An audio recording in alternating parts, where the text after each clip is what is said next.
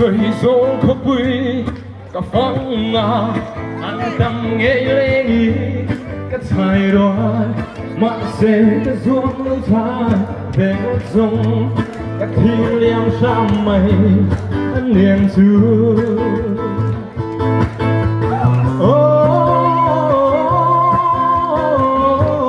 anh mỗi ngày các doang lâu thân thật đau dầu đó lắm lâu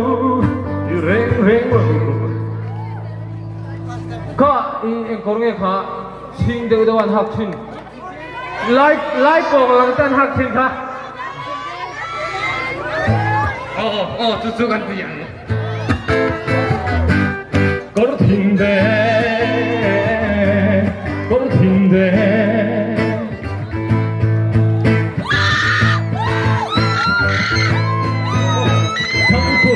phải là ai biết xác định lấy thuần thủy hẹn mỏi gió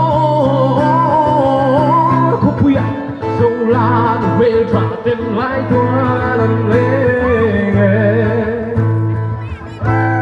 con thiên đế con thiên đế con thiên đế